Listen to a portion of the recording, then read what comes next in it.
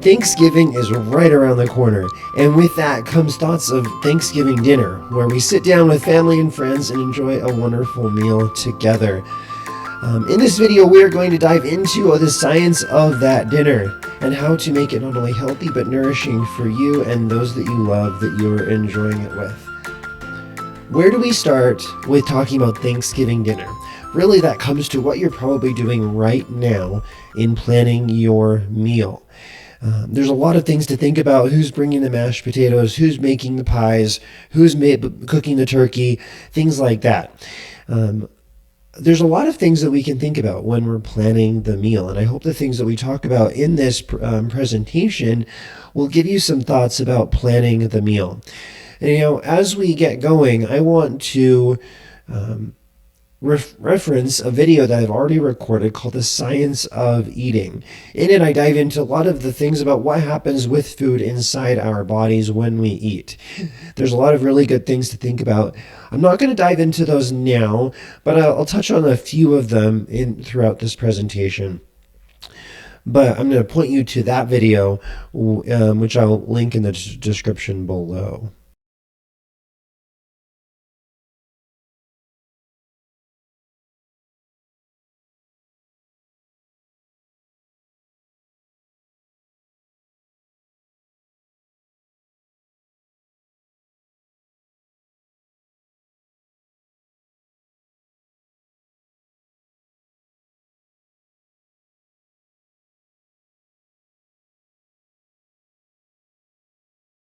Okay, so you've probably heard this thing about turkey causing naps. What really is going on here?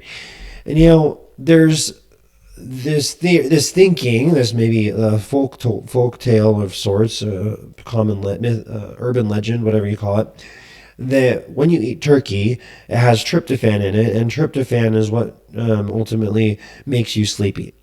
We're going to dive into all of that right now because it's really important to understand what is really going on with what we eat and how it affects how we feel afterward.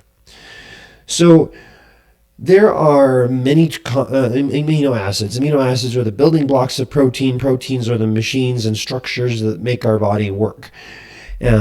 There's essential amino acids and there's non-essential amino acids. Really, the difference between essential and non-essential is where do we get them in our food. And tryptophan is one of the essential amino acids, meaning that our body cannot make it by itself, so we need to get it from the nutrients that we eat. There's lots of them. You probably learned them in biochemistry class and biology class. But really, tryptophan is one of those that we're talking about right now.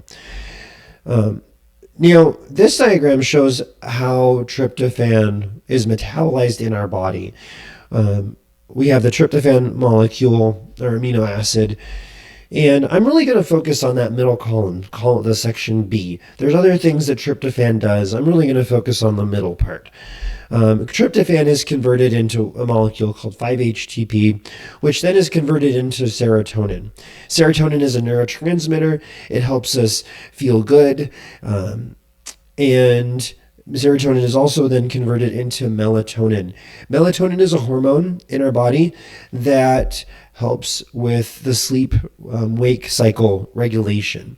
So when the lights go down, there's a gland in the middle of our brain called the pineal gland. It's about the size of a pea or close to that. And it secretes this hormone called melatonin. Melatonin increases when the lights go down, when our eyes start seeing like, oh, it's getting dark, I should go to bed. Melatonin then helps us feel sleepy and want to go to bed. Its action is really for that going to bed phase, calling a sleep phase, not for like sleep maintenance and things like that, although it is involved.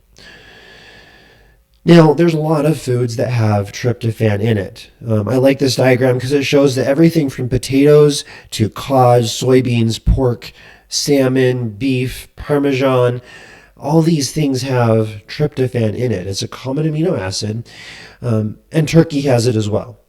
Does it mean that we get all of our tryptophan from turkey during Thanksgiving meal? Not necessarily, and you might be having other things as well. But we do get some from turkey. Turkey does have tryptophan in it, so that is indeed a fact. Now, why do we fall asleep often after eating Thanksgiving dinner? Why do we have this big meal? We sit on the couch, maybe watching a football game, maybe we're wanting to play games, watching a movie, whatever it might be, and then we're conked out because we're sleepy. What's really going on here? Really, the answer comes in lots of food and lots of carbohydrates. It's not so much the tryptophan itself. Tryptophan is involved with making melatonin, but I think even a bigger influence at play here, and this is what the others in the scientific community are thinking as well, is that there's a lot of carbohydrates in a meal.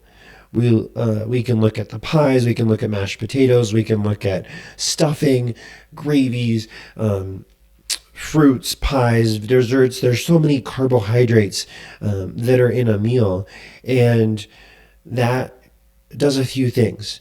Number one, it stretches out the small intestine, and there's a lot of protein fat in their stomach, and that causes some sleepiness. We also get the effect of the parasympathetic nervous system, which we often term as the rest and digest nervous system, helps our body relax and wanting to actually sit down and digest the food. Tryptophan, when we eat it, is at play, but there's also other amino acids that come with it. When we eat a piece of when we eat a piece of turkey meat, there's a lot of different amino acids that make up the protein from that meal, not just tryptophan. Tryptophan, in order to get to our brain, needs to go through the blood-brain barrier. There's some messenger proteins channels that it goes through. But if there's the channel that tryptophan goes through is also the same channel that other amino acids go through as well. So there's some competition there. It's really hard to say then that tryptophan by itself is what causes sleepiness after the meal. It's often all these other things that we're thinking about. We also have to factor in anyone who drinks alcohol during the meal will often feel that calming effect from the alcohol as well. So lots of factors. It's not just tryptophan. It's fun to say that, fun to think that. So now you've got some things up your sleeve. When we're talking about turkey at Thanksgiving dinner, you can say, actually, there's more at play here. And it's really all the carbs that you're eating. It's not just the tryptophan in the turkey, although it's fun to blame just one thing on that. We've kind of gone through this already. I kind of mentioned these, but look at this picture. You see all these different sources of carbs, the dessert, the vegetables, the fruit, the stuffing, the sweet potatoes, things like that. Those are all causing this carb overload. So in order to maintain blood sugar regulation, we often there's a way that we can eat our food without changing what we're eating. I really like this diagram from Jessie, the glucose goddess on Instagram social. She has great material. Go check her out there. These are her diagrams. Where she compares from a continuous blood glucose monitor that's always measuring the level of sugar in the blood, the effect of eating mango and then rice and then shrimp ceviche, and then how you see that spike. But if you simply change the order, so if to have the tomato and shrimp ceviche, then rice, then mango, the blood sugar spike is not as big. So what the idea is that by eating our vegetables first, it coats the lining of our small intestine. Then we eat our protein and the fat. That kind of slows down the emptying of our stomach. It kind of helps things process more in our stomach. And then we eat our dessert first, like in this order on the right-hand side, the salad, the meat, and then the dessert. Any fine dining experience, 3-course meal goes in this order. There's a reason for that. And when we do that, it slows down the absorption of sugar into the small intestines and therefore allows for our body to help regulate that blood sugar a little bit better, keeps things in order. So by simply changing the order that we're eating, and we don't need to even change what's on your plate, but just the order that you eat it in. So I know you might be gravitating to sit down and just dive into your mashed potatoes, but maybe work on the salad first, or maybe work on the green beans first. Even though they're not maybe the most tasty, they're going to be the best thing for your blood sugar as far as smoothing that out. Save the carbs, save the dessert for the end of the meal. This would be another thing to think about of why dessert first may not be a good idea, especially if you're looking at blood sugar control issues. Things to think about. And of course, all this is not medical advice.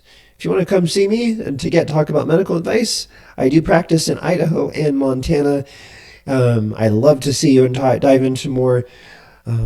But on this video, we're just talking general principles, things to think about. So what can we do after we eat to help with our blood sugar regulation? Again, Jesse showed this diagram of eating cake versus eating cake with going on a hike.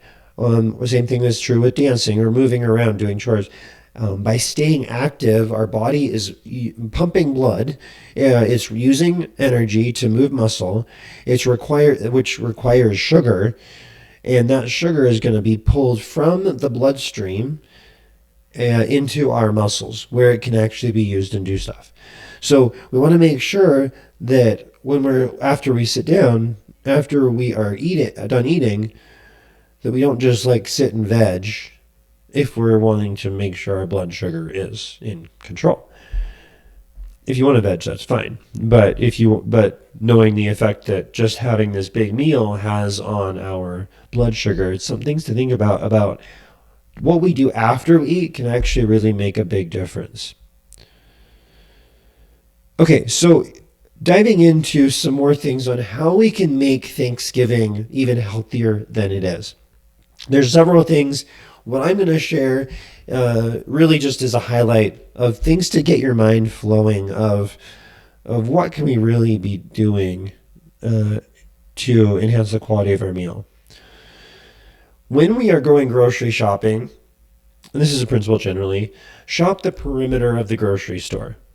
If you think about all the perimeter, we've got the produce section, the bulk section, the meat, seafood section, the dairies, and the very back of the store, because of course when you need your milk, you have to pass through everything else. There's the bakery, there's the deli. Oftentimes on the outside are the unprocessed foods, the raw foods, so to speak. In the middle, you get the grocery aisle, minus the frozen section, of course. But the grocery aisle is often that processed foods. So when you're thinking about grocery shopping, aim for the perimeter of the grocery store. It's always a good rule of thumb. Also, something to think about is to avoid artificial colors. Why do we have artificial colors? Because we want to make food look good. Colors make food look appealing. I gave a whole presentation video on this exact topic, specifically looking at the relationship between artificial food colors and ADHD. So I invite you to go check that one out, because there's a lot of cool things about the relationship between artificial food colorings and ADHD.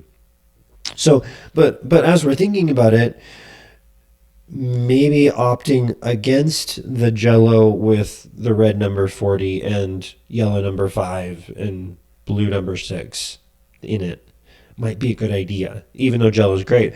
Maybe you can just get gelatin and make it yourself with fresh berries instead. Ideas. I like this diagram from Vani Hari, who's on social media as the Food Babe. She compares the exact same product in the United States versus Europe. Here we've got M&M's between US and the UK, Fruit Loops between the US and Germany. We see in the United States there are a lot of included in the United States products, there's a lot of artificial food colorings that we don't see in Europe. It's a big deal. I believe that one of the reasons why is that the European government fully acknowledges the effect that artificial food colorings have on our health. Oftentimes their healthcare is centralized, socialized medicine. And because the government is paying for it, they want to decrease their costs. They want to make sure that people are staying healthier as long as possible. And I believe that is probably one of the reasons why in Europe we see a lot fewer artificial food colorings rather than in the United States, where the FDA has yet to fully acknowledge that the artificial food colorings play a big role on health. Again, those are all my thoughts. Those are the pieces that I've put together, and I'll let you make your own thoughts. But things to think about when you're buying prepackaged foods to minimize artificial food colorings. Sugar. We love it. It's great. Tastes amazing. It's also not great for us. Sugar has the same effect in our body as drugs do, and can be just as or more addicting than, say, cocaine. I'll say that again. Sugar can be just as or more addicting than cocaine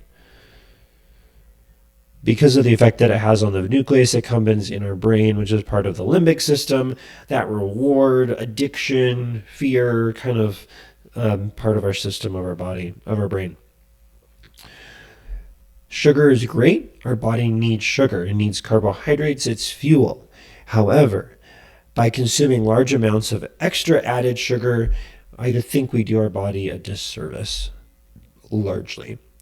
There's natural sugars. There's artificial, more processed sugars. Opting for more of the natural sugars is optimal. Let's give you a few examples.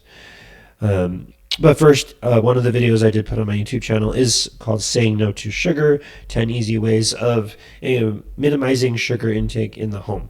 Video, again, for you to go check out. So, I grew up with the sweet potatoes casserole with nuts, with marshmallows on top, mixed with brown sugar.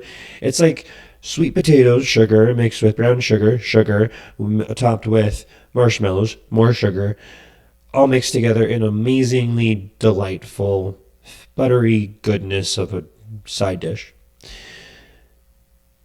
It's a lot of sugar. What if we opted for something more baked, more savory, instead of something more sweet?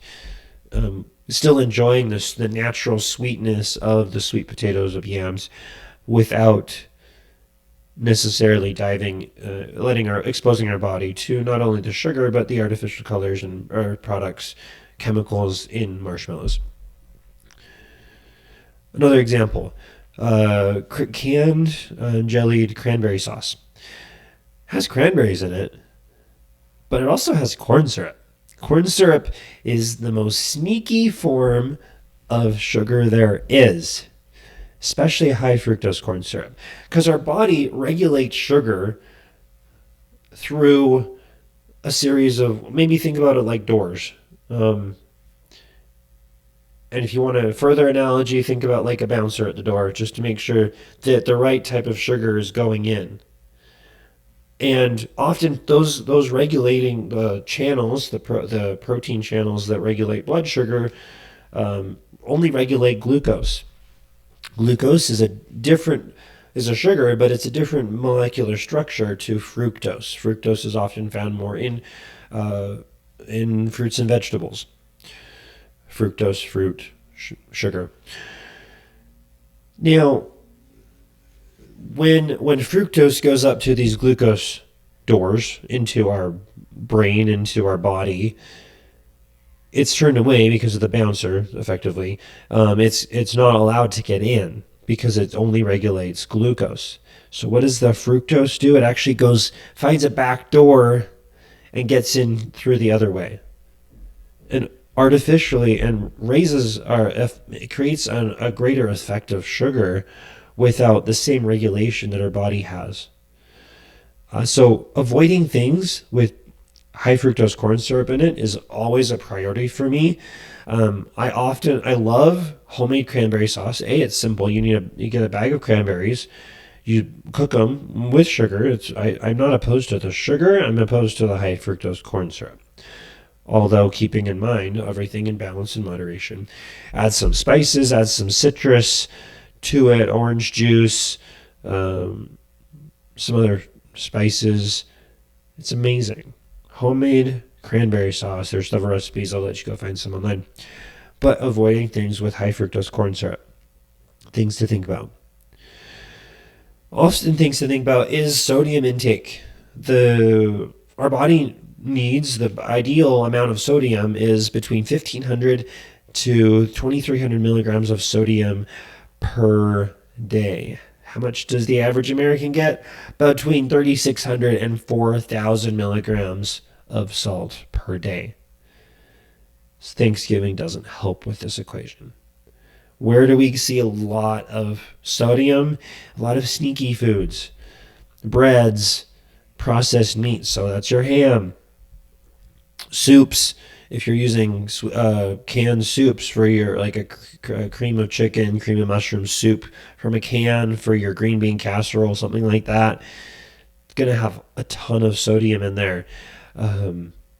Things like that. Again, same picture, but we're looking at the sodium. There's ham, not necessarily in this picture. There's sauces, gravies, soups, things like that. We expect them to be salty. And when they're not, they taste really bland and really not great. Things to think about in regards to sodium intake and our Thanksgiving meal. Sodium intake is especially things important for somebody with high blood pressure. Wanting to maintain a good blood pressure level requires good sodium balance in our body. Lastly, we need to embrace the pumpkin spice. Yes, I'm saying it. Yes, there's this wonderful meme about pumpkin spice everything that's coming. We've experienced it. It's fall. Why do we have pumpkin spice to begin with? We are in autumn, and in Chinese medicine, something that I often think about, principles of when treating patients, the flavor of autumn is spicy. And there's different like hot spicy peppers versus like this warm spicy of like pumpkin spice. The energy of fall is cooling, it's settling, everything is kind of sifting down. And so the flavor of spice counteracts that. It brings things up so that we can have a balance in our life. There are really good benefits from each of the spices that are in pumpkin spice. Here's a few. Cinnamon does help to lower blood sugar and blood lipids. It's an astringent. It helps tighten blood tissue, vasculature, and has been found to help blood vessels contract and bleeding, like post-labor, delivering a baby, bleeding of different kinds. Cinnamon has been found helpful with that. Ginger is great with being an anti-inflammatory, decreasing inflammation, as is cloves and nutmeg as well. Ginger also acts as a carminative. Carminatives are a class or family of herbs that help calm our stomach. Other carminatives would include fennel. That's another one that comes to mind. So when you think about when your stomach is upset, what herb do you go to? Usually it's ginger ale, even though true ginger ale is harder to come by because the cheap stuff doesn't really have ginger in it. But true ginger helps with calming the stomach. Also helpful with motion sickness, lowering blood pressure. Cloves actually have really good properties with topical pain relief. Something that I found as well. Nutmeg is also calming and relaxing. So we get this like anti-inflammatory benefits of these herbs, but also a lot of other benefits, from blood sugar to inflammation to bleeding, motion sickness, things like that. Pumpkin spice is great. But there's a reason why we gravitate toward it in the fall and not in the summer or the spring. When we're thinking about Thanksgiving, we really need to talk about where digestion starts. I believe it starts in two places. Number one, it starts with cooking. By cooking our food, we're pre-digesting it in a way, breaking down the structure of the food, the molecules, the tissue of the meat or things like that, so allow our body to better absorb and digest it all.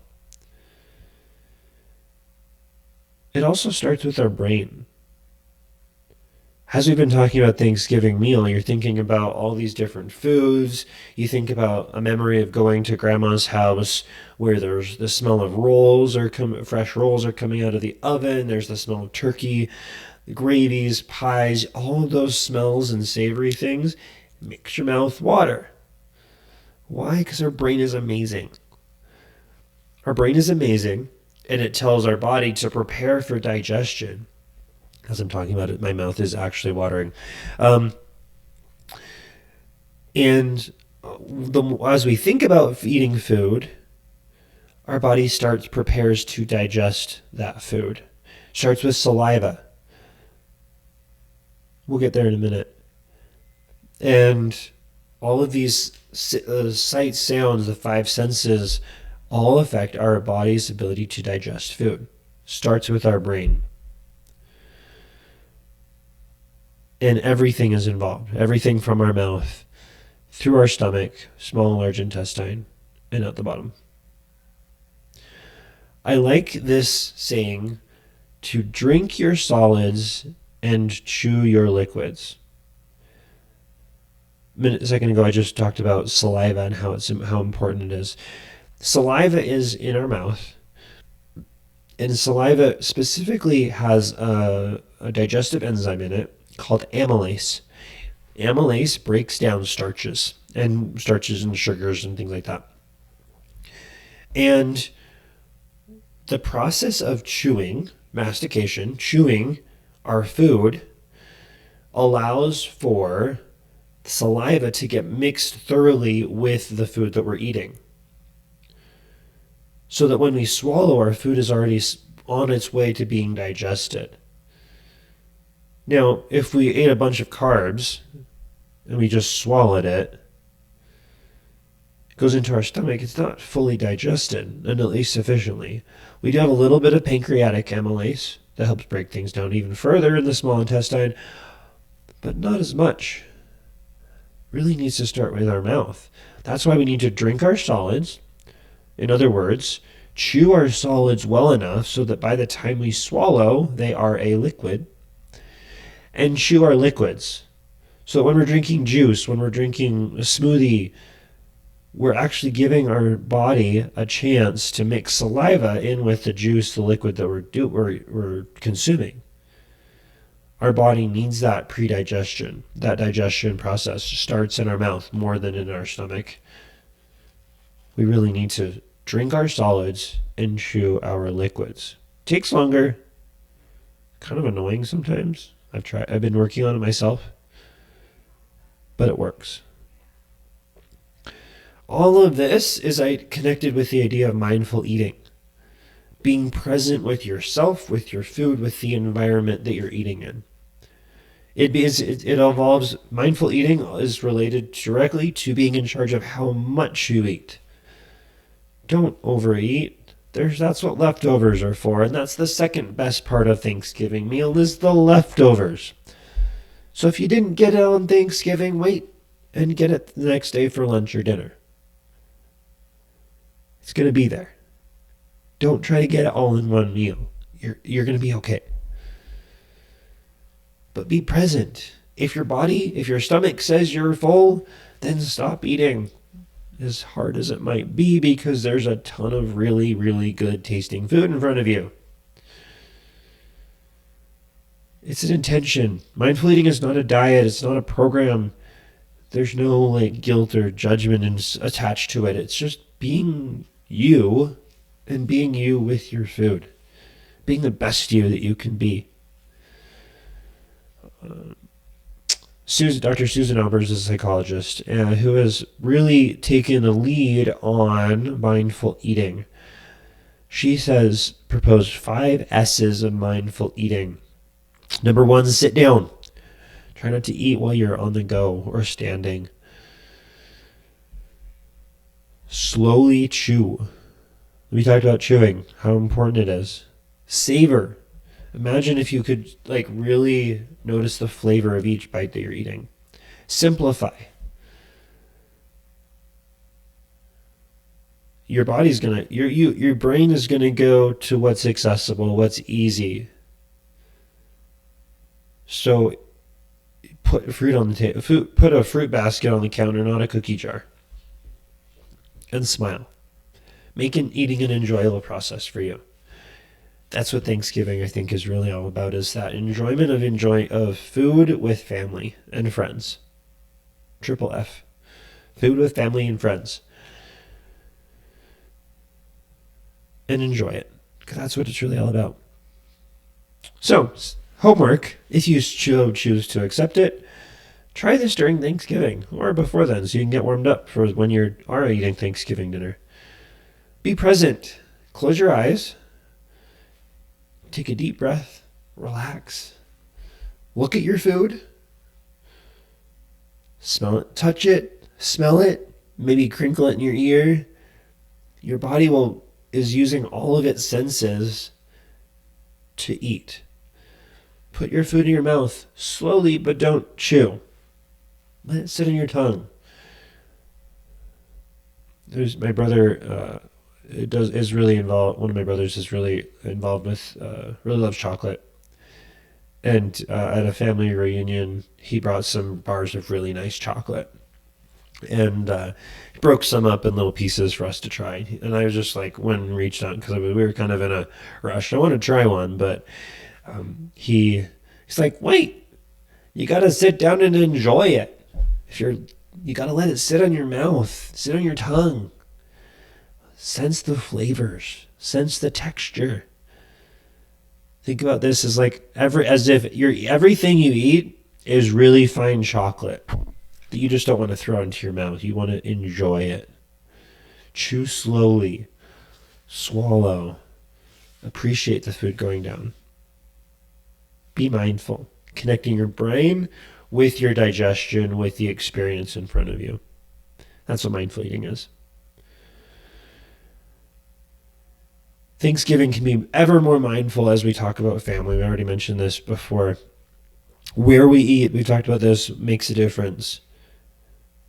Ideally in a relaxing state, not on the go. Many years ago, there were some researchers at Emory University who did a study where they took 20 questions, they asked 20 questions, so do you know survey. And they asked teenagers these questions. Do you know where your parents met? Do you know where your mother grew up? Do you know who your grandparents are, where they met? Things like that. Things related to family and relations. This is from the article. The more that the children said they knew about their family histories, the lower their anxiety, the higher their self-esteem, the more internally controlled they were, the higher locus of control, the better their family functioning, and the fewer the behavioral problems, and the more cohesive their families. All of these benefits were correlated with knowing more about their family stories. Now, is it simply the knowledge of family history, or is it something else at play? And they thought it was something else at play. That it wasn't just the knowledge of it, but rather the experiences that led to that transferal of family history that was so important. We found that family stories, as they said, seemed to be transferred by mothers and grandmothers more often or than not, and that information was typically passed during family dinners, family vacations, family holidays, and the like. Thanksgiving fits all of those bills. The stronger we have our family traditions, the more a nourishing experience it can be for our souls, not just for our stomachs. The more we share, we talk about our family history, our stories, the more that our children, the rising generation, so to speak, can better understand who they are and from whom they are, who they came from, their ancestors, their parents, their grandparents, the traditions and the connections that make them them and make us us. How we eat our meal, especially at Thanksgiving, makes a difference. What we talk about in our meal makes a difference. Interestingly, the U.S. Surgeon General, kind of considered the top doctor in the government in the United States, so to speak, has designated Thanksgiving Day as National Family Health History Day. This day is, for me, is really fascinating. I love the idea of learning more about who we came from, our family members, our ancestors, aunts, uncles, grandparents, other family, and their health things, the health things that they've dealt with from a health perspective. Why? Because we share the same genetics. In many cases, we also share the same environment. Genetics and environment, when they come together, that's referred as epigenetics. Something I'm really fascinated about. And when we are able to look at those genetics, the internal stories programmed into our DNA, and our environment, those external stories, we're really able to get a better understanding of who we are, why we might have the health things and the challenges that we're dealing with, and how we can improve, how we can do better, how we can better address them, what worked for somebody else, what didn't work for somebody else in our family, and getting those health things addressed. It's an invitation to, when you're sitting down talking about over turkey and ham and mashed potatoes, to maybe talk about your health. I know it might not be comfortable for some people, but it's insightful and powerful. And can be really helpful for someone's own personal health journey. I gave a whole presentation on this subject, the connection between medicine and family history. At Roots Tech, which is the largest family history genealogy conference in the world, held every year at end of February, beginning of March. I'm going to include the recording of this video in the description below, so that you can watch it. It's a free event. I love Roots Tech. I love family history. I invite you to register. Registration is open as well. I'm not affiliated with them directly. I'm not presenting this year. But I did present several years back, and this is a recording of that presentation during the COVID pandemic while I was still a student, a naturopathic medical student. I'll leave you with this thought. Thanksgiving is one of my favorite days of the year because it reminds us to give thanks and to count our blessings. Suddenly, so many things become so little when we realize how blessed and lucky we are. Regardless of what you eat, regardless of how you eat it, I hope that it might be done with gratitude, because really that's what it's all about, a day of giving thanks, of expressing gratitude. Being reminded of all the blessings we have individually, as families, as a society. What a wonderful holiday. I hope it's a wonderful one for you and your family and your friends, your loved ones. I hope it can be nutritious. I hope it can be nourishing for your body and your soul. Thanks for joining, and I'll see you on the next video.